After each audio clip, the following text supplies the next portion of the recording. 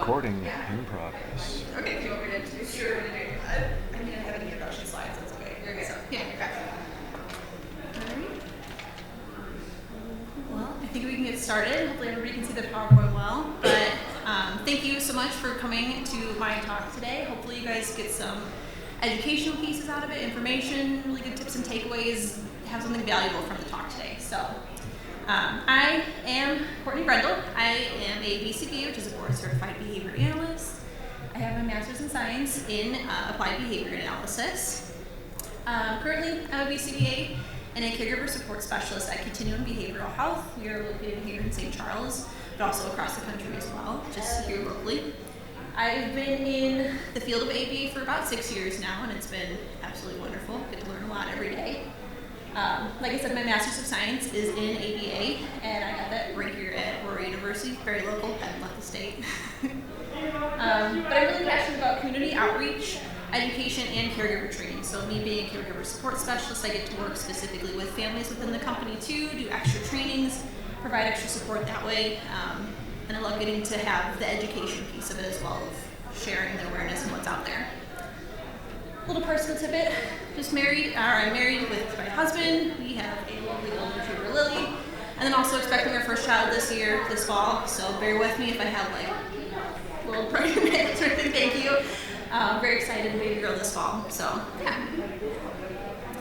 A little look into our agenda for today. Did our introduction. First we're going to start off with just identifying values and needs, so go into what I recommend to all my families of what you should look for when finding a therapy. We'll go a little bit into what is an evidence-based therapy, and you'll see me talk about this through all of the ones I discussed today. What to look for in a therapy, and then we'll go into, actually 8 different therapies we'll go into, describing the benefits, barriers, locations, and settings you'll work in, who you'll work with and everything too, and then go a little bit about more collaboration and parent trainings, and then just final tips and takeaways. And we'll also have time for questions at the end. So first, what is right for me and my family? When you get a new diagnosis or you're looking for some extra help or wanting to find a therapy that suits your needs, there can be a lot to look at when going into determining what's going to be right for you and your family. There are also a number and wide variety of therapies out there available. I'm only touching on the surface of what is out there, but they all address a broad spectrum of needs, as well as pinpointing really specific needs at the same time. Determining what your values and needs are is exactly where I start, and this is where I start with all of my families. So first, identifying my needs and values. When starting to look at all the different types of therapies that are out there and available, you first want to start with, why do I want this kind of therapy? What's this therapy going to do for myself and my family? And like I said, this is where I tell all my families to start, is let's identify what you value most.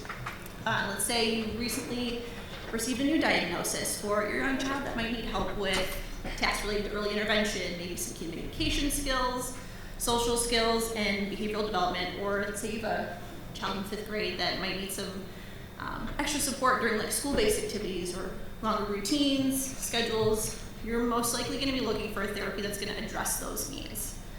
These are both really extremely and valid values and needs, and everybody's values and needs are going to look differently, and there's no wrong value to have at the same time because it's what's important to you and you want to find that. So most of the time you're going to have that collaboration with multiple therapists, and working together as a big team is going to be really beneficial to, one, enhance quality of life and get what you want out of those therapies. So what am I looking for with my values in mind? When looking at setting your values and keeping in mind what you want from a therapy, there's some main items that you want to use and determine that are going to help you find the best one. So you went and saw a doctor or a specialist, and they're recommending that you have your child seek out services maybe to enhance communication skills. They might say, oh, speech and language pathology or applied behavior analysis will be really good, and anything else that might fall under that category. Usually what the doctor is recommending does come from a place of support and help, and they want you to get that help because they choose their field for a reason as well. You also want to look at where the therapies are located, how easily you can get to them, and what kind of schedule you need, versus also these clinicians are going to clinically recommend some hours based on, they're going to do some assessments with your child or the individual, saying, hey, here's some of the goals, this is what we recommend for services. So it's never too early to start looking and see what's available. There most of the time usually is a wait list with a lot of therapies, so it's never too early to start getting in there, calling multiple providers, setting up tours, asking references and everything too, so you can get the most out of that therapy and see what they truly provide. One of my biggest recommendations when looking for a therapy is find something that's evidence-based, which I'll go into next. Of course, researchers are always conducting something exciting and new to help work with different interventions and treatments, but what do they really do and how backed by evidence are they? And I think we live in a world where science and technology is amazing and we can get so much out of it too, but you also want to take the time to find something that's going to fit and has been proven to work at the same time. I'm going to discuss more evidence-based therapies, but there's plenty out there to continue researching. It can be really enticing to say, oh my gosh, this set of shots can cure my child's diagnosis too, but do your research. That's always one of my biggest recommendations, is find out what's going to work best. On the next slide, I'm going to go over a little bit more of what those evidence-based therapies are, and then also how you can continue to do your own outside research outside of this. And lastly, for additional trainings available within the therapy, can the clinician provide parent trainings on the skills they're working on with my child? Can they provide resources and visuals that help with my family at home on a certain skill? Or do they have different maybe skill groups that I can work with within the company, such as toilet training or social skills groups, or other parent groups that you can work together with parents, experience some of the same issues together and kind of work that way. These are all really great resources that are available within most of these therapies and can be really extremely beneficial to finding those needs. Sorry, that one, there you go. A little overview of evidence-based therapies. So before I get into the actual types of therapies we'll discuss today, just wanted to briefly go over what is an evidence-based therapy and like what to look out for when you're looking for one. An evidence-based therapy is a treatment or intervention that has been studied and shown to be effective in an academic or community setting and is usually repeated and conducted by other therapists or researchers. When researchers are looking to have the treatment or intervention become something that is evidence-based, they're going to use scientific methods that will look to measure the impact of that treatment that's made with its outcomes. So places that are really great to start for yourself doing research is simply Google. The internet can be both amazing and terrifying at the same time, but finding published articles there can be, one, feel like a little bit like you're going back to school, doing some research papers and stuff like that, but it's also a really great way to find different research that's out there. Google Scholar is one of them that is a free one you can use to find some different really great articles out there without having to pay for a journal subscription, which is usually the case. Another one is using those recommendations from doctors and providers. Like I said, they chose that field for a reason, so getting their recommendations can be really helpful. And lastly, attending conferences like this. This is a great way to get education and information. You guys are here for a reason today, so doing this is going to help find what's out there and available and get more information. So next we're going to go a little bit into the therapies. And with all of that in mind, once you determine those values and needs, we're going to start looking at all those different therapies available. Definitely not all, but a good chunk. It's important to note that when I'm sharing this too, that applied behavior analysis is my field. I've done a lot of schooling and training in it too, but I've also done my own research on these other therapies, and I've also had some professional experience with clinicians and professionals in these other fields, but I am not an expert by any means in these other fields too. So I hope you get some really great educational bits and information to take away from this that'll be beneficial to your needs. We're first going to start with applied behavior analysis, and of course I could talk all day about this, but we do have another talk by one of my lovely colleagues later on that is absolutely amazing. She'll go into applied behavior analysis more in detail, but I'm just going to touch on the surface a little bit about what we do. ABA is an evidence-based therapy that utilizes individualized programming that works on teaching early language skills with communication, social skills, play skills, school readiness skills, and a lot more. You'll work with BCBAs like myself, BCABAs, which are behavior analyst assistants, and then also registered behavior technicians, who are the therapists that are working one-on-one with the individual. So being a BCBA, I work on implementing behavior intervention plans that'll address working on decreasing challenging behaviors, and then also creating skill acquisition plans and programs that are going to help teach new behaviors, teach replacement behaviors for some of those other challenging behaviors. I then overlap and supervise with those registered behavior technicians, provide them the training and support that they need while they're running the session. So it's a nice big team that always works together. and you get a lot of feedback that way, which is great. Our field thrives on feedback. So. ABA is conducted in multiple settings with in-home options, in-clinic options, schools, and then also telehealth options. Telehealth can be really beneficial. It's a lot of what I actually do in my own position with my company is where I meet with parents on Zoom or telehealth, and I do a lot of parent trainings that way. I meet with families, do trainings, and it's a nice way to still provide those services without having to require being in person. Everybody has a really busy schedule, so it's a nice way to fit that in. ABA has many different skill sets that they're going to work on with different interventions, and the therapy sessions are going to focus on the use of different interventions, where I'm going to go over some of the main ones here. The first is natural environment teaching, where we quite literally use the natural environment around the individual to teach different skills. Natural environment teaching should be organic and focus on those opportunities of learning that truly happen naturally. This then helps stimulate best what the individual is learning and encountering throughout their everyday lives. Natural environment teaching uses a lot of what play therapy incorporates, which is one of the therapies I'll go over a little bit later. And we follow what is motivating for the individual best to help teach a skill.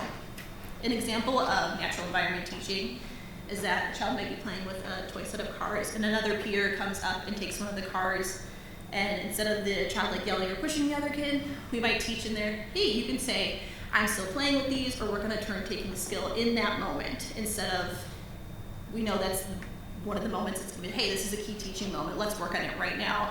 And then also have the opportunity to continue working on it through other skill acquisition goals. So it's not only the one time, but where it happens naturally is one of the best ways to teach it of, hey, this is where you're gonna see it every day. Next, functional communication is one of the best skills to help teach individuals simply because of how much it can expand the skills and it'll open up a whole new world for these children and individuals.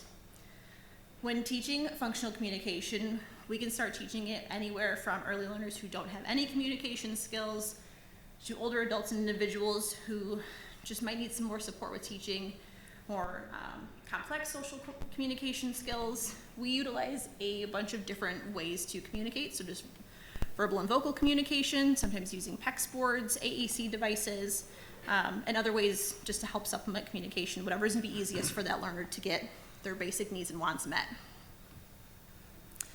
Trauma-informed care with assent withdrawal is a great intervention tool, and that's having a really big push in ABA right now, where it basically looks at the different types of trauma that someone may have and teaching them ways to still learn skill acquisition and tolerance goals, but in a way that won't be triggering to any trauma-based responses within them. So with this, we focus on teaching assent withdrawal, where the individual learns that they have their voice in saying it's okay to not want to do something. And us as clinicians, we use a lot of empathy-based responses with that to validate their feelings. We all know life is hard, and it isn't any easier for any of the individuals that we're working with. So self-advocacy is a key skill in what we aim to teach with that, but also teaching them that sometimes there are certain things that we need to do. We all have that as adults of, I really don't want to do this, but I probably should. And they may not be fun, but teaching that tolerance and acceptance and showing them there's ways we can still learn to do it and be okay with it, but also not trigger that like trauma-based response. In ABA, we utilize strategies that are going to help decrease challenging behaviors while also then working to increase appropriate replacement behaviors.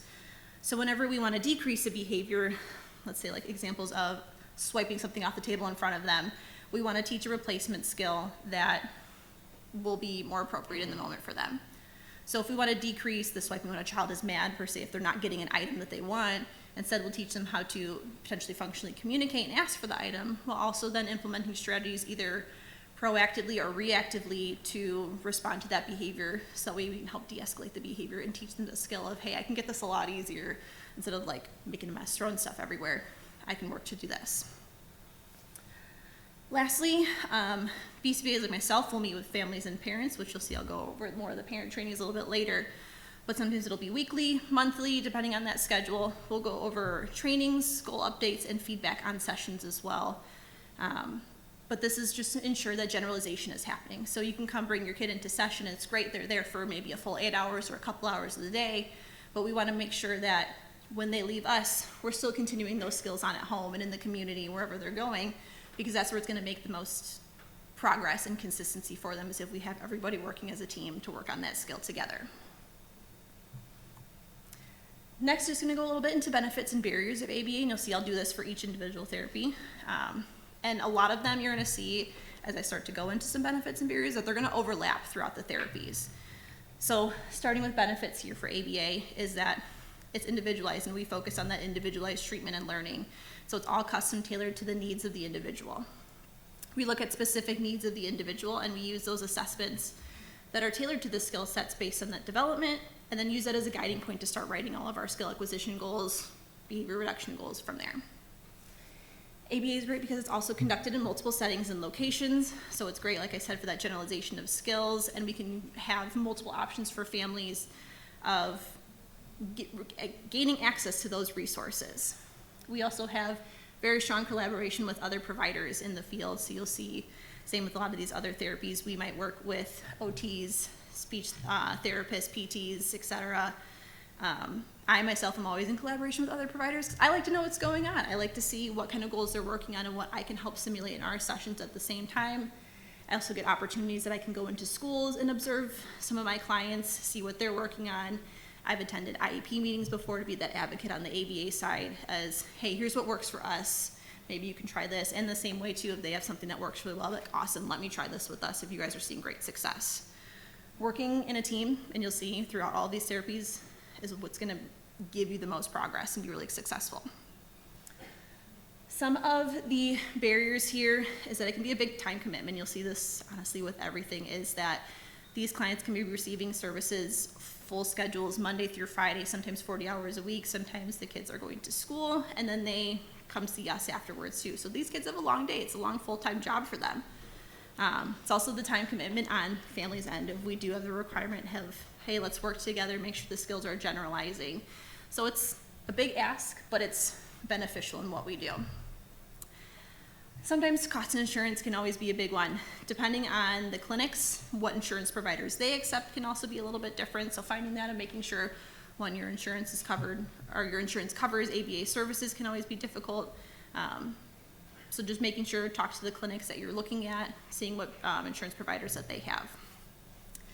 And lastly, like I said, there also can be that wait list. So it's never too early to start putting your feelers out there, setting up those tours.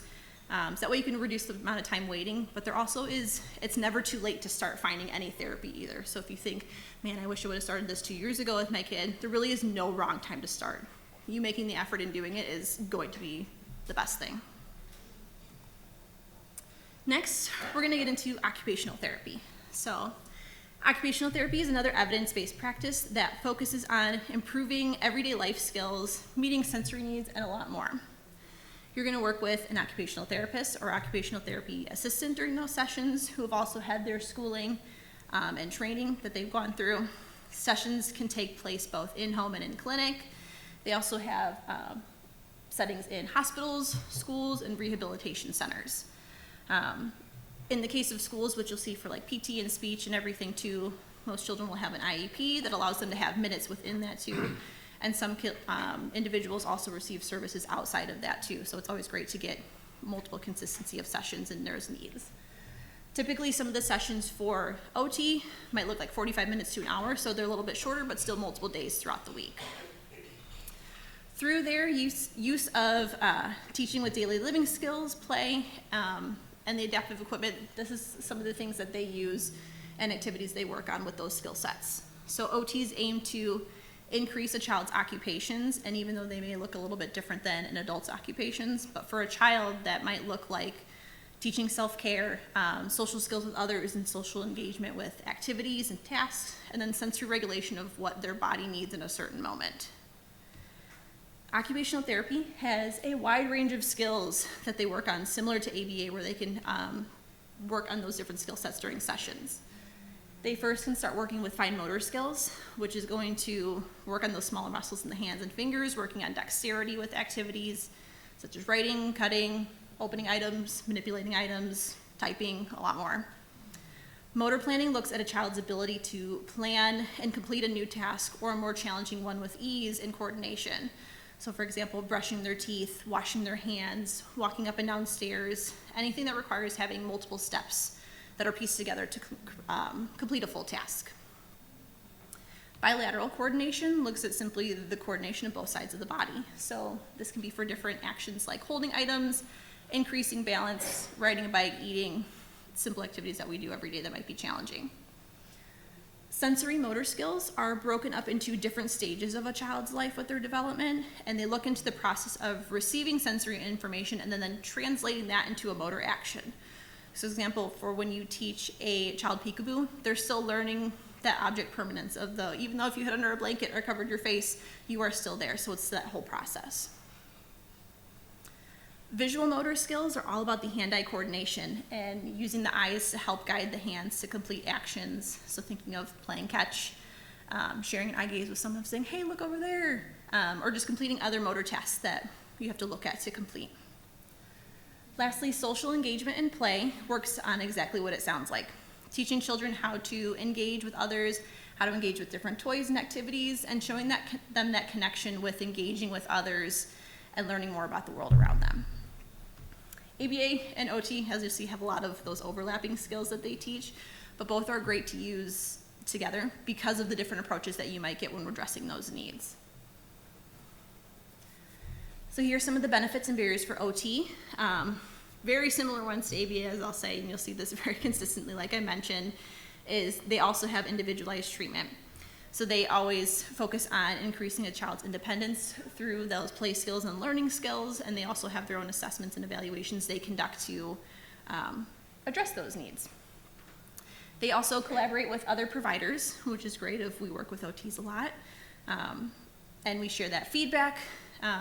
They might see something different than what we see in other sessions like that too.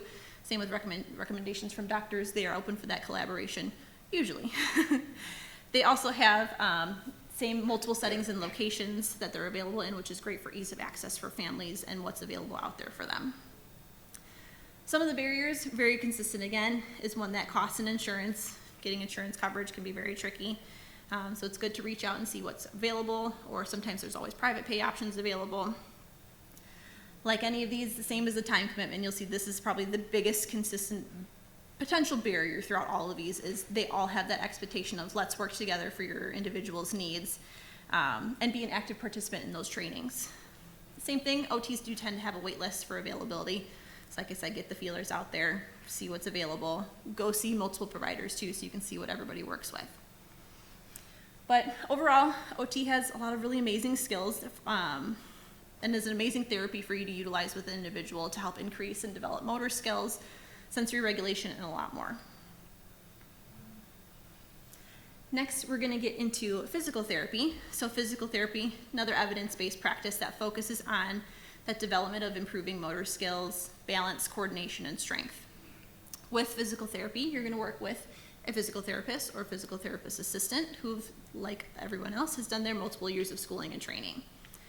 Physical therapy can also be done in multiple settings, in clinic, in home, also hospitals, rehabilitation centers, and in schools. Similar with PT, you will also see that if a child or individual is receiving PT within school, they will have that incorporated into their IEP, having those minutes allocated for that time within it. Similar to OT, the sessions are usually a little bit shorter, so it could be 45 minutes to an hour, hour and a half, just depending on those physical needs. Physical therapy has that focus on physical and gross motor movement to improve quality of life. So there's many different ways and trainings that physical therapists use to aim to help individuals with physical disabilities. Looking at these many different techniques, but definitely not limited to, we're going to start with gait training. Gait training helps individuals learn how to walk or how to improve their walking patterns, like when a child might be using like crutches or a walker to help after an injury or something like that. Balance and coordination training looks exactly what you think of increasing their balance and coordination skills. Some examples here would be running, walking up and down stairs, or sometimes one of the activities that I've seen PTs use before is walking on a balance beam to help strengthen those muscles for balance and coordination. Strength training helps that individual build up their muscle to perform daily living skills and daily living activities, and then engage in even more rigorous sports and activities one day. An example here with strength training would be something like helping a child work on their upper body strength to either sit up or pull themselves up too. Range of motion exercises help increase flexibility of joints and muscles. So examples here would be working on stretching around the neck to increase neck rotation. Same with maybe shoulder mobility or anything to, really just anything to increase range of motion. Cardiovascular training works to increase an individual's endurance and overall cardiovascular health, such as exercises through aerobic ones to improve lung function. So doing things a little bit more rigorously, like circuit format or something like that. Neuromuscular re-education looks to help individuals with neurological conditions learn how to move and function in their environment, such as teaching someone with a neurological condition maybe to learn how to activate the muscles to reach, grasp, and place something into another object. So examples I've seen before is grabbing like a bundle of pom-poms, transferring those into another bucket or something like that. Sensory integration therapy looks at helping individuals respond to sensory input in a way that's comfortable to them. So an example of here would be exposing a child to maybe water play or tolerating small touch from others. Aquatic therapy, which is one of the other therapies I will go into a little bit more detail about later, does fall under the umbrella of physical therapy. So aquatic therapy involves doing those exercises in water. I'm sure you all have seen those awesome water aerobic classes too, which can be similar to some of the exercises they might do in water to help improve their strength and mobility. Assistive technology uses tools and devices to help individuals perform different daily activities. So similar to ABA in speech, maybe the use of like a communication device for interaction with others. And lastly, play therapy, which you'll see falls under the umbrella of all of these, pretty much these therapies too, which I'll go into more detail later. Physical therapy uses play therapy in ways to help individuals engage in physical activity, like playing catch, playing big group games like red light, green light, Red Rover, all to address physical motor movement. There's a lot of techniques in physical therapy and ones I definitely have not touched on, but there is all of these and more are really extremely beneficial for the development of individuals. So here, looking at some of these benefits and barriers of physical therapy, similar to the other ones, is that it's always focused on increasing a child's independence and skills through that individualized treatment, utilizing those other therapy or utilizing their other assessments. Granger's got your safety needs covered. Literally. Shop Granger's vast inventory of safety products. Call, I don't know if that's fine. or just stop by. They For the ones who get it done. all good. Physical therapy is also available in those multiple settings and locations. So it's great for ease of access of families if they have that ability of within school, within multiple clinics, home, anything like that. They collaborate with other providers to ensure more training and feedback, which is great on our end. I have worked with PTs in the past. Actually, one of the first clinics I worked at as a behavior technician in school for ABA, we were a multidisciplinary clinic. So I had OT, speech, PT, and ABA all in one. So when I would take my child from ABA, we would go and sit in like a PT session or OT session, and I would get to help support them in that way. And then also learn a lot from the physical therapists, which has helped my own progression as a BCBA of, hey, I can simulate these activities at the same time. Some of the barriers, once again, it is a time commitment. PT also has that requirement of, hey, we want to work with you so we can continue working on these exercises.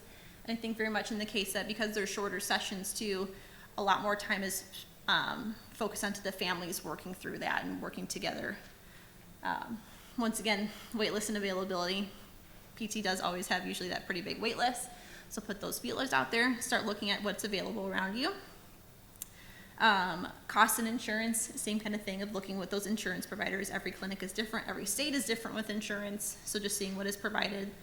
And then along with the time commitment, the large home requirement I found was with physical therapy is that it's a lot of big home workouts that you're going to be doing to it. So it's a big physical home requirement at the same time, but great for everybody to get moving, get better sleep that way when you're more active and everything that way too.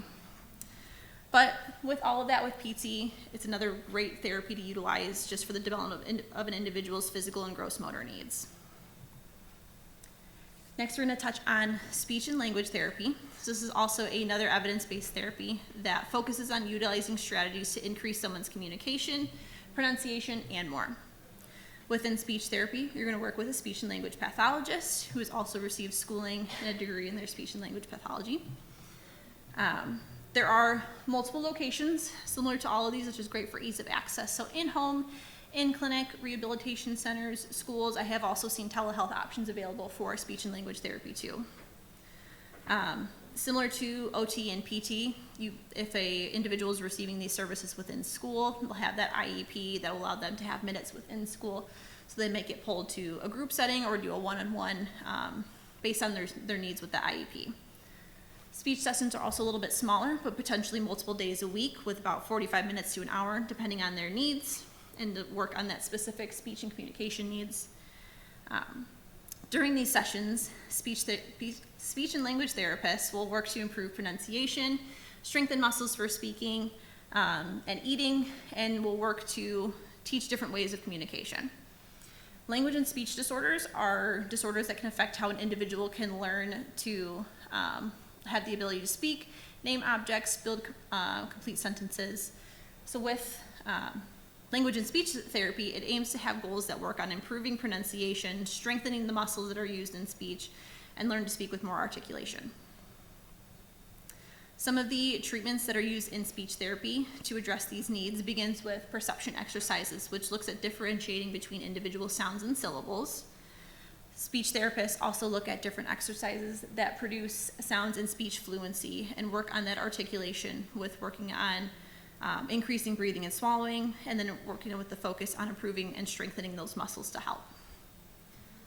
Other treatments, which is seen one of the main pieces that are taught during speech and language therapy, is that they include different ways to communicate using vocal communication, teaching sign language, communication boards like PECS, which is Picture Exchange Communication System, and then computer-assisted speech on a device, which sometimes can be on a tablet that a parent might buy or an iPad, and you can download a program, which is a much more affordable option.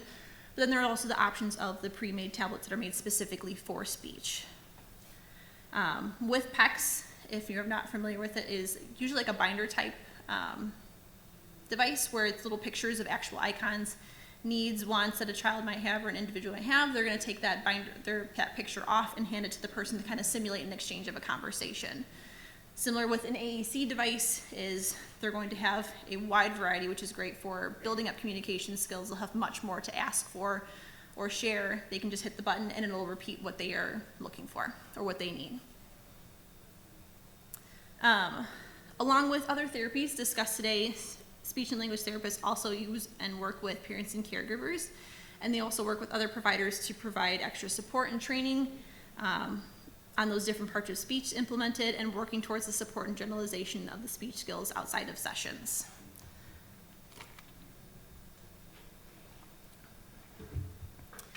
Here are some of the benefits and barriers for speech. Once again, similar. Sorry if it sounds a little redundant, but they are very similar and beneficial that way. Is that they also have their own individualized assessments and evaluations that they will do to have a individualized treatment for an individual. They are also going to use some of those play skills and play therapy to kind of disguise that they're learning and get it engaging for the individual. They collaborate with other providers, ensuring the training is happening, which is always great for that open collaboration. Other benefits are that they aim to teach communication in ways that make the most sense to that individual. And when you have increased communication skills, you'll see that as a building block and a foundation to open up other skills and also increase their independence. Some of the barriers are also similar, where it can be expensive, paying out of pocket, or finding the insurance coverage there. And then similar is that time commitment. So you really want to work together with the families and with the speech therapists. They have that outside requirement of, hey, let's work together to continue working on these skills. And speech therapy also does have that wait list. As I said, you'll see a lot of these are redundant, but very crucial of finding that too. So get out there, never too early to start looking. Next, I'm going to go into cognitive behavioral therapy. So this is another evidence-based practice that utilizes talk therapy to focus on how thoughts and emotions affect behavior. Within cognitive behavioral therapy, you can work with a licensed counselor, therapist, clinical social worker, psychologist, or psychiatrist. And primarily sessions will take place in either a clinic setting, a center-based location, But they also can be done in group settings, so they can be one-to-one or group settings to work on more of the social interaction piece and group awareness. Cognitive behavioral therapy focuses on the present and future events during therapy by teaching self-awareness and giving them the tools to use that in everyday application. Cognitive behavioral therapy aims to have individuals understand why they are having negative thoughts and teach how to replace them with more positive ones. And this can be done through a number of different interventions that therapists or clinician will utilize with them during a session. One of the first interventions that they use is play therapy, which I will go into more detail on later. But in the case of play therapy with cognitive behavioral therapy, the therapist or clinician might use play through arts and crafts, dolls, puppets, role-playing, and other techniques to keep the individuals engaged in sessions and work on addressing the needs and issues that they are facing and work towards a solution. Another intervention is trauma-informed cognitive behavioral therapy, which looks at supporting those individuals who may have been affected by some kind of traumatic event, which can definitely mean a lot to the individual. Because trauma can look very different to anyone, it's really important that this piece definitely is very individualized. During trauma-informed therapy with cognitive behavioral therapy, the clinician is going to focus on the behavioral and cognitive aspects and issues surrounding the trauma that the individual has experienced. Modeling is another tool in treatment of cognitive behavioral therapy, where the therapist will look into that role play portion and also model appropriate interactions or responses that can benefit the individual. So for example, if a child's struggling maybe with some bullying at school, the therapist can work on them, giving them ways to best respond to the bully, what actions to take, which can be through role play and modeling, and then also having that time to process what the situation was like. Modeling is a great tool that we also use all the time in ABA, as well as a lot for training our therapists of like how to use a certain intervention or strategy, but also modeling to the individuals and clients we work with of what a certain skill should look like. Restructuring looks at the negative thoughts that the individual is having and working on flipping them and restructuring their thoughts around to ones that are more positive and reflect that positive self-awareness. This is honestly a great tool for anyone. And from the resource that I received from this information, they use an example about not being good at a sport, and I always think of myself of like, I am a terrible runner. I have no endurance, which I don't, but instead of focusing on the negative piece of it, I can flip it to a positive one and say, I may not be the best at running, but like I'm pretty good at other sports, volleyball and softball, back in my prime. The last intervention here that I'm going to talk about with cognitive behavioral therapy is exposure, where the therapist will gradually and slowly expose the individual to the situations that are triggering to them anxiety-wise. So this would be kind of like using a bit of desensitization and slowly shaping your anxious thoughts into something that is about the item that is anxiety triggering and learning to slowly be able to cope and being exposed to it. Cognitive behavioral therapy can also be another powerful tool in therapy used in combination with other therapies. And next we're going to take a look at the benefits and barriers of cognitive behavioral therapy. So once again, this is an individualized treatment that's going to custom and tailor those needs of the individual and work on them during that session. Because we know that even if two people may have anxiety, what their anxiety going to looks like and entails is going to be completely different based on any of those other needs that someone else might need. Another benefit found for cognitive behavioral therapy is that it can potentially be done with a shorter time frame of sessions, which should also be taken with a grain of salt. Everybody is a little bit differently too, so sometimes they can address those needs in a shorter time frame, but also it might take a little bit longer, so just being aware of that. Cognitive behavioral therapy can also be used in multiple formats where it can look like a one-on-one session or a group session, self-help books, and then even computer programs. Lastly, a benefit for cognitive behavioral therapy is that it teaches practical strategies to use in everyday life, which is great for that generalization piece of skills where we want to see that happen with any therapy and have that carry over to everyday life. For some of the barriers, cognitive behavioral therapy is another therapy that does require that time commitment and committing yourself to the process. Showing up for the sessions is crucial, and then working on those skills outside of sessions can be a lot to maintain, so always keep that in mind. It can be very difficult in cognitive behavioral therapy because the individual is confronting really difficult emotions. So sometimes that can be really triggering, and someone might just not be ready yet to face those. And lastly, because cognitive behavioral therapy focuses on the self, it may not address those external issues around the self, such as maybe if there's family issues or other external issues that the individual themselves cannot control for. But all in all, cognitive behavioral therapy can be a great tool. It's another great evidence-based therapy to use and really utilize for those needs. Is everybody doing okay? I know it's a lot of information. We're getting there. Next, we're going to go into music therapy. Music therapy is recognized as another evidence-based therapy, and this focuses on the use of music to achieve non-musical treatment goals to promote skill acquisition and learning. With music therapy, the goal isn't to increase the ability in playing an instrument or become better at singing, but to use music as a medium for teaching different skills, emotional regulation, boosting self-confidence, all through the use of music. You will work with a music therapist, and music therapy can be available in schools, private centers, and medical facilities. Music therapy does look at a lot of the same goal areas as some of these other therapies, and where they aim to address cognitive, behavioral, physical, emotional, social communication, and sensory motor needs. Music therapy aims to bring together music with learning tools and interventions and make a connection between them to enhance an individual's skills. So looking at some of the examples I have listed here, it aims to use singing as a way to work on speech goals and uses rhythm to work on motor behavior like dancing along to a beat. Memory recall can also be used in music therapy with memorizing songs, because music is processed by a different area in the brain than speech and language. So sometimes there's that opportunity for the individual to more easily interpret information and learn new skills through the use of music or singing. I don't know if anybody, I always think of my example when I had to learn the Constitution or preamble. My mom taught it to me as a song, and I will never forget it. Music therapy can also use someone's preferred music genre to enhance mood, attention, and behavior. When we're doing or listening to something that we like, we're more inclined to pay attention and be happier doing it. Some of the common interventions that music therapy aims to achieve during a session include examples such as playing instruments to increase fine and gross motor skills, singing to work on increasing vocalizations and other speech goals, using songwriting and composition to help an individual's self-expression through making their own music, along with musical improvising to continue working on increasing self-expression and creativity. A few more examples of what music therapy utilizes during sessions includes listening to music to help with emotional regulation and agitation.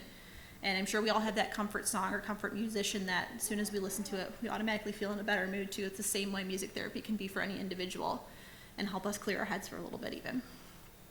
Music therapy can also use computer-based music activities as another route for practicing and learning skills and increasing generalization that way. Music can also be used as a mnemonic tool for helping teach academic skills, like using lyric analysis for increasing literacy or increasing social emotional goals, and finally using guided movements along to the music for increasing range of motion, imitation skills, and self-regulation with addressing the sensory motor aspect, sorry. There is so much more to look at with music therapy, but this current research and the ability to address these many and potential needs, it can be really beneficial for individuals to learn new skills and enhance their own emotional and sensory needs through a fun way of disguising learning a little bit too, through music. Now looking into some of the benefits and barriers of music therapy aims to have that individualized treatment, which is great, along with all those other therapies discussed today.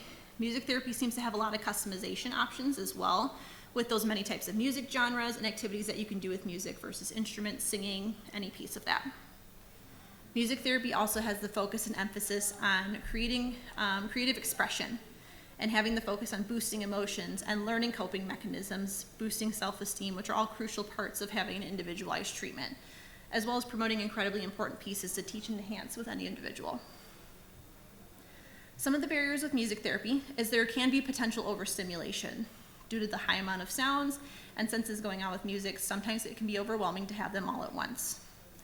Like any other therapy, there's always a time commitment inside and outside of sessions. So with music therapy, we still want to see those those skills generalizing outside of sessions to ensure that the individual attends the sessions and then also continues working on them outside of it. Cost and insurance can be one, especially with accessibility. This could be a potentially harder therapy to gain accessibility to, If it's not already in that school setting, it might be harder to find a private clinic, but there definitely are some out there. Overall, music therapy can be a great supplement to use for addressing the needs of the individual, for enhancing that skill acquisition, teaching social and emotional goals, and working on different coping mechanisms for behaviors in a really fun way. Next, we're gonna dive into aquatic therapy. Sorry for my pun. I feel like I had to throw it in there a little bit just to break the ice. Aquatic therapy is another evidence-based therapy that does fall under that physical therapy umbrella and is performed in water to increase mobility, strength, and functional tasks and aerobic conditioning. During aquatic therapy, you can actually work with OTs, PTs, speech therapists, recreational therapists, massage therapists, adaptive PE teachers, and athletic trainers. So there's a lot of people who can work and train with aquatic therapy. This can also take place in schools, sports medicine facilities, outpatient rehab centers. As long as you have a pool or some water, this is a great way to work on the skills.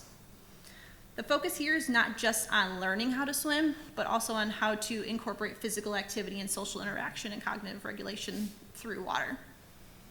In aquatic therapy, the individual will perform those exercises in water, and they can positively impact the overall health of the individual, as well as begin to teach and enhance other cognitive skills and social emotional skills through the use of buoyancy, hydrostatic pressure, and thermal sensory input. With buoyancy, it helps reduce gravitational force and takes a lot of that impact off of the body and weight-bearing joints and help promote controlled movement without having to go into so much compensation on one area of the body over the other. Buoyancy helps the therapist modify the exercises that they're doing with an individual by determining the depth of water that they're in, helps them modify those more challenging exercises to meet those needs. Hydrostatic pressure is the pressure of water in the body and its blood vessels. So utilizing hydrostatic pressure from aquatic therapy and being in the water can help reduce pain and inflammation by helping the body circulate more body fluids to the other areas, and that can help with inflammation and pain. Performing the exercise in water that is neck deep can also promote effective breathing and breath control and coordination of breath during the exercises, and you can focus better on breathing. This can also help increase attention and focus. When you can breathe better, you can focus a little bit better.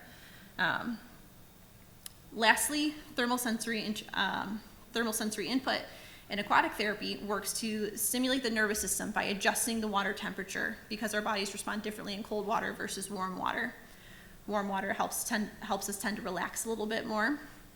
And aquatic therapy can use warm water to help decrease impulsivity and increase the thinking before acting upon consequences with self-recognition. Cold water can help do the opposite, but in a positive way, by stimulating our bodies more, giving us more energy and stimulation, and some of that focus at the same time. So, example for me, I love a good hot bath at the end of the day. That's when I unwind and can relax a little bit. My husband is the complete opposite. He would prefer an ice bath because he needs to be awake and everything too. Looking at thermal regulation can also help promote restful sleep and muscle relaxation, which we know is important for anyone. And when you don't sleep well or feel tense, that can affect the rest of our behaviors. So it's really nice of adjusting that and meeting the needs. It's very individualized. Some of the benefits and barriers here for aquatic therapy is that it's a great another individualized treatment for what their sessions will look like. These therapists will also conduct their individual assessments and evaluations based on those needs of the individual, getting that treatment plan and goals decided. The decreased weight-bearing pressure can be really beneficial for the physical need of the individual by taking off the major weight-bearing pressure. The individual might be able to accomplish a lot more and gain their confidence in the skill, and then fall into reductions in pain and discomfort. Aquatic therapy is also an extremely fun way to have therapy. You really get to play in water and help disguise the fact that, hey, I'm moving a painful part of my body or working on strengthening part of my body. Some potential barriers here is that aquatic therapy, you do have to be open to being in water. Not everybody likes being in water, or it can be difficult to swim. So this could be difficult to try if you have an individual that's not a fan of water. This one also similar is that time commitment. And this one can be harder to generalize a little bit because you need that water aspect. So if you don't have a pool at home or access to one outside of sessions, you really want to focus on those exercises you can do outside of the pool as well. So they might give you exercise plans to work on as well. There can also be a potential barrier in aquatic therapy that if you're sensitive to chemicals, This can just be sensitive to the skin. So one, they use a lot of chemicals to maintain pools, so that's always something you can look out for. But here, aquatic therapy is a great form of exercise and therapy that can really help pinpoint and work on more physical needs, all while addressing some of the self-confidence and self-regulation needs at the same time. The last therapies I'm going to touch on here are play therapy and floor time therapy. I'm lumping these together because they are very similar in what they do and overlap, but you'll see that they fall under the umbrella of every therapy I pretty much discussed today. These therapies are used all the time, pretty much, especially in ABA. I know from personal experience, we use these every single day because they can be extremely beneficial. These won't necessarily be therapies you would go out of your way to find individually, but ones you want to make sure incorporated into the sessions and therapies you're going to find because of what they can help teach. Play therapy is all about disguising that someone's learning and enhancing their skills through play. And floor time therapy focuses on the interactions between the individual and the adult working with them to increase their development. A lot of what both of these therapies are centered around is that relationship between the individual and receiving services and the therapist or parent or caregiver working with them, and increasing their skills through ways of play, getting down at their level, and you're going to see that the principles tend to overlap in a lot of these key components as I'll go through some of them. Both therapies look at the development of an individual's needs by helping promote communication, develop self-awareness, building social skills, and incorporate emotional interactions and emotional regulation. Looking at these types of therapies, you're going to see why almost all of these therapies I discussed earlier utilize them because of how fun and engaging they can be by using simple play and being present with your child or individual. You follow their lead, which helps with play, which helps a lot with motivation, which the more motivated an individual is, they're more likely to respond with you during play and have retention and learning of that skill. The types of play are endless when doing play therapy, and that's why utilizing both of these two types together are extremely beneficial. So when you take the time to sit there with your child or individual and you see that they really want to play with Legos, you can teach so many skills just by playing with Legos with them. You can teach social interaction skills by working together and making a really cool house. And then you can work on having them list colors, getting this communication aspect of asking for a green block or a red block, or even asking for a certain block that they can't reach, getting a lot of that cooperation to building together, but then also working on the social regulation or the emotional regulation piece is that if it gets knocked down or something, they can teach empathy and the emotional regulation of, oh man, it broke, that stinks. Should we build it again or make something even cooler? And helping the individual express their feelings and saying, yeah, it's okay to be mad that this broke, but here's different ways we can work to solve the problem. Through play therapy and floor therapy, there is no rush for the individual because you go at the pace of their learning and you following their lead, all while challenging them at the right time with your support. The possibilities really are endless. There's a lot here, so I wasn't going to go through every single piece on this too, but hitting those main key components. And that's why play therapy and floor therapy can be extremely beneficial. Looking specifically into some of those benefits and barriers, it's all play-based. That's probably the biggest benefit of this because it's so engaging and fun for the individual to use. There are also really great opportunities for collaboration with other therapies, which is how I believe that the therapy should best be utilized to really see the enhancement of skills. These can both help present real-world conflicts in a less intense way because it's disguised in play. And then it's helped to taught with the generalization of those skills. There's also increased self-expression through this because you get to see how your child or individual truly wants to play and what's fun for them because play looks different for everybody. And then seeing what kind of thing makes them truly happy is rewarding in itself too, of seeing them learning something new just while having fun. Some barriers here is that being another therapy, these are both a time commitment, and this requires a lot of looking when you look at both aspects of these, is that it requires a lot of energy and time with these interactions between the individual. And you really have to be present in that moment if you want these skills to stick. Using these therapies alone is shown to have mixed results. That's why it's best recommended use them together in combination with other therapies because there's so much you can address with using play and floor time therapy with OT or ABA or cognitive behavioral therapy. So that was kind of the main of the therapies there. Next, I'm just going to briefly go in what collaboration and parent trainings look like a little bit. And we're going to start with what collaboration kind of looks like.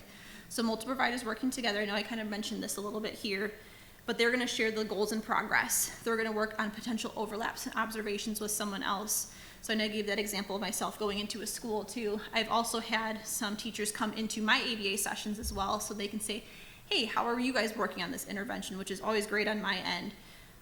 We really want to stress that collaboration piece because having everybody together working on that team is extremely beneficial. For parent trainings, for what it looks like for myself as a personal example, is you're going to meet directly with myself, receive training on those specific skills, work on generalization of those skills into the home, into the community, teaching them how to work with a specific skill set or intervention plan. So I might even do parent trainings in the home with some families if their child or individual is receiving services in the clinic. I'll go into the home and parent may like, hey, we're really struggling with this. Can we work on it? Like, yep, let's come in. It's much easier for me to see it in person if they have that availability. I never push to go into homes too, just based on parents' values and needs at the same time. But it's really easy to say, hey, I can see this in person. Let's work on this skill. We work together with a plan. We'll also write specific parent training goals. So that way, hey, we make sure you're following up on your end of it too, as well as we have the goals for the individual receiving services. Some final tips and takeaways that I have here. Identify your values. This is, ask those questions. Do your research. This is where it's really important of find what you want from a therapy. There's a lot out there. But understand what you need to. It's important to advocate for yourself and for the individual that's going to be receiving services. There is, like I said, that large time commitment with therapy. So working on improving those skills and development takes time and a lot of work, but be ready for it and be patient. Thinking of the combination of seeing multiple therapists. Like I said, this collaboration piece and having multiple therapies, one can be a lot potentially for the individual, but can be extremely beneficial to teach those skills and have everything work together as a team. And then be ready to learn yourself. These professionals, especially myself, talking for myself, I want to work with families. That's why I'm really passionate about the caregiver support piece, is I want to see the growth of you and your family. So be ready to learn, be open to those suggestions too, but at the same time, like I said, advocate for what your needs are in there. Now I have time.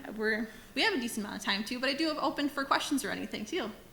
Yes. Good presentation. I had a question on how ABA kind of pros and cons. I know there's other types of therapies. My wife's a special ed teacher, and there's a lot of debate nowadays in the education world about ABA versus like a strength-based type of model. Can you just explain a little bit the differences between your experience as an ABA, BCBA, and a strength-based, which again, I'm from business, I don't have all the expertise. Sure. So I'm here. But I was just, because I've heard of what ABA kind of entails, and we're trying to find out what's best for my child. So there's the differences between those things. Yeah, so you're thinking strength-based kind of like on the physical therapy end a little bit, or? It's like, well, as I understand, I could be wrong. ABA is really trying to help the person do a desired kind of thing, whether it be sit still on a rug or Yeah. my child's 5.5. So just like ways to be able to do that versus like, okay, finding, you know what, instead of having her to stop fidgeting or Yeah. whatever it may be, giving her something to fidget on as opposed to stop fidgeting. You know what I mean? Yes, definitely. And that's a big thing that ABA does, is we don't want to take away from those skills that someone has, or like some of those personality quirks we always say too, of if simming can feel really good for some people, of playing with the fidget, or I mean me, I'm sitting there tapping my toes and stuff too, a little bit of nerves there, but we never want to take that away from it too. And ABA definitely can work on just that tolerance piece of, hey, we want to teach you this skill, but what can we give you in replacement to help, one, meet your own needs?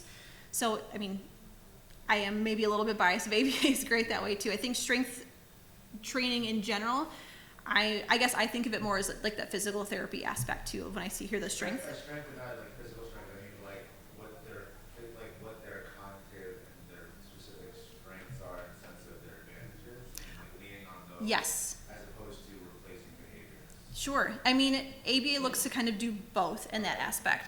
I think of specific strength therapy of what you're referring to, I don't know a ton on yet, But ABA definitely has that opportunity where we work on both of one, enhancing the skills that someone already has, as well as teaching new ones and replacements that might be one more functional for the family, more appropriate that way.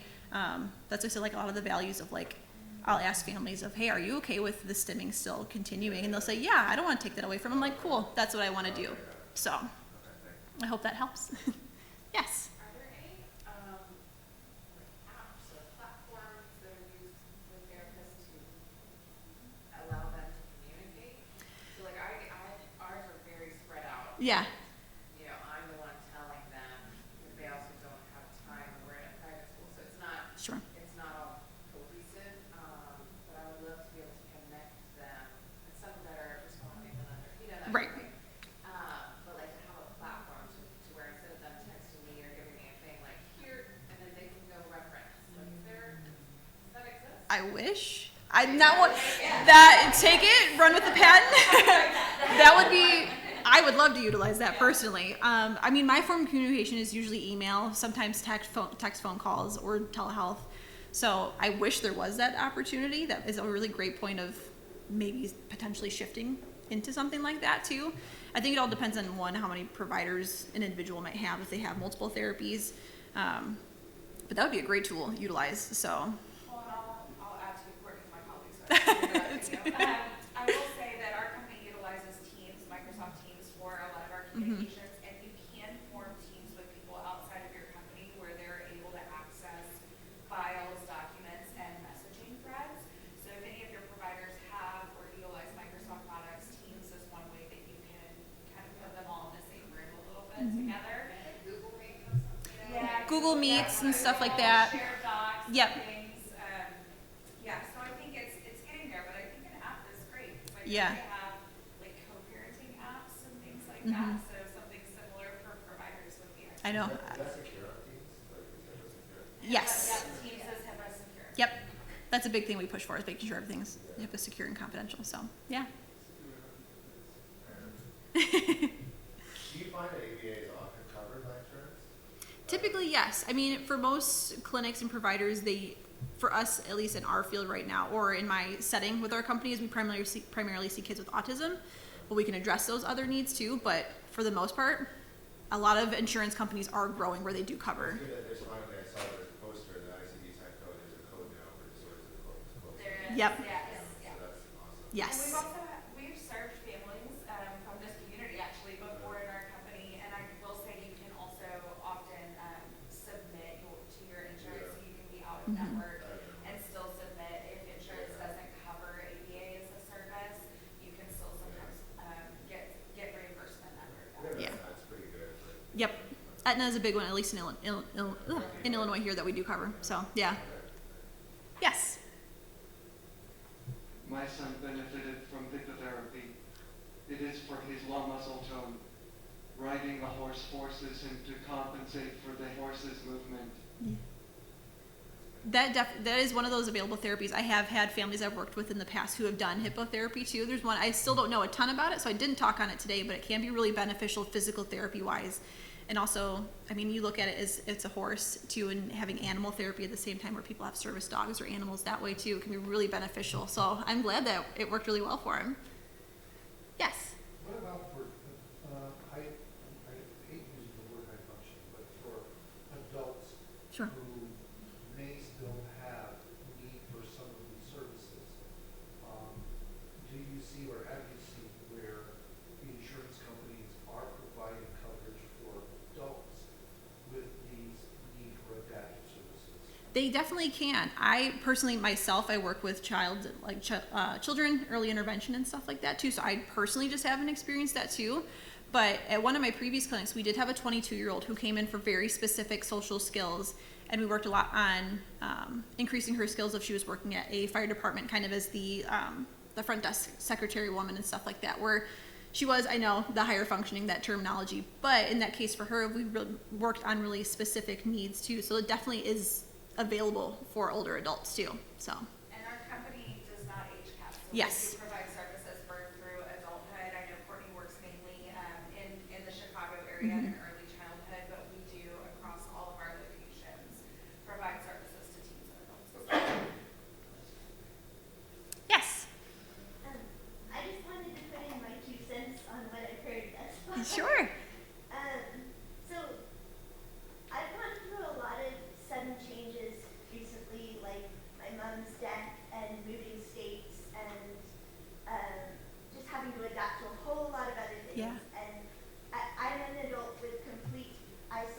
agenesis of the corpus callosum. I've exhausted cognitive behavioral therapy, and I've had really bad experiences with a psychiatrist who wanted to put me on antipsychotics that didn't work at all. Sure. But I've had, I feel like I started doing tapping and EMDR, which is for trauma release. Yeah. And that doesn't just release trauma, but it helps me process information that I'm trying to think through at the time, because I've just had an inundation of all kinds of little fiddly things that adults have to figure out in Right. these processes in life. Yes. Going through changes so quickly. So I feel like EMDR and tapping helped me, but also we're talking about music therapy. Mm-hmm. I really found a profound difference in something called binaural beats, Okay. where it's one ear hears one sound tone, and the other ear hears another tone, and then your brain creates a third tone. And it's just so cool to me because it helps create brain coherence. Yes. So I'm able to regulate and think better afterwards. And you can feel the sound like jumping from one part of the brain to the next. And I just think that's awesome. Yes. Like sensory experience. Yep. Also, Tibetan singing bowl sound baths have helped Okay. me phenomenally regulate my sensory system, as well as Reiki, energy Yeah. healing. Because my vestibular and proprioceptive, where my body is in space, Yep. has been completely out of whack. Yeah, and these are just things that I found outside of, the normal traditional realms of Yes. science that have helped significantly, as well as something called heart math, which is a breathing technique Yeah. to help create heart and brain coherence and biofeedback. Yeah. I'm just exploring different options, because I have really bad experience with psychiatry, and I've pretty much exhausted cognitive behavioral therapy. So Yeah. there's so many cool things out there, and I feel like when you don't have a corpus callosum, like, you're open to so many other things. Like, I Yes. feel like we experience sensory stuff so much different than someone who would have a corpus callosum. Yeah. No, thank you so much for sharing those too. There's so much out there. So I'm literally just scratching the surface of kind of the big ones too. And not everything works for everybody too. It's a lot of trial and error, and especially for us in ABA, if something's not work, we're going to fix it and change it and work to switch it. So thank you for sharing your option. What you're currently using right now, I think, is beneficial for anybody. Deep breathing, music, any of that that sound is very beneficial. I know there's certain sounds for me, I'm like, oh, that tickles something I really like that makes me feel good too. At the same time, we teach a lot of our clients deep breathing, coping mechanisms and everything too, and it's something as simple as that can work so much stronger than maybe CBT or something like that. So yeah, Thanks for listening. thank you. Have you looked into DBT? No, but I've heard about it. I swear by it. It's helped me a lot, and it's been very helpful for my daughter. There is a part of CBT. Okay. Under CBT. It's under CBT, and it's Yes. been very much a skill-based one. It's been really helpful. Yes, I've heard about I that. like to go behavioral therapy, DBT for short. Okay, It's a thank very, you. it's relatively new. It started in 1990 when Mark Linehan, borderline personality disorder, but it's been very helpful. It's evidence-based. and Awesome. It's, I like the behavioral therapy. I swear by it. That's there's so much I still don't know too. So I take this as learning opportunities too. I'll probably go home and do more research too on top of it. So I love it.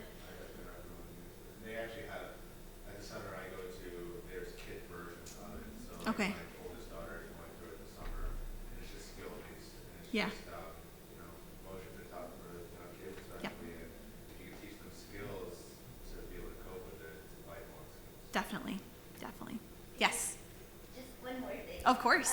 We got time. Thank you for that. That's cool.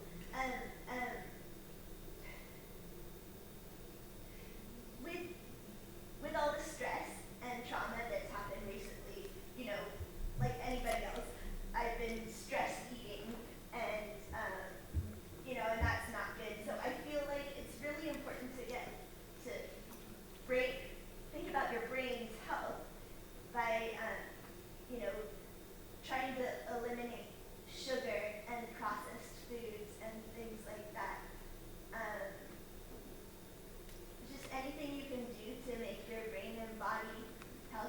Yes. again, is beneficial. Well, yeah, you think of it as simple diet and exercise too, of just the endorphin rush you can get from exercising or something, or switching up your diet too. It definitely can be extremely beneficial in so many small little ways. So, yeah. Love it. Anybody else have any questions or anything they'd love to share? There's a great community for it too. So, well, awesome. Thank you all so much. I know we have a little extra time too, but totally fine. I'll stay and chat if anybody would like to. But really, thank you so much for attending this talk. Hopefully you got some very educational, informational pieces out of it, something you learned. That's always my goal, is just to show you what's out there potentially. But like I said, we just scratched the surface today. So continue to do your research. So thank you all so much.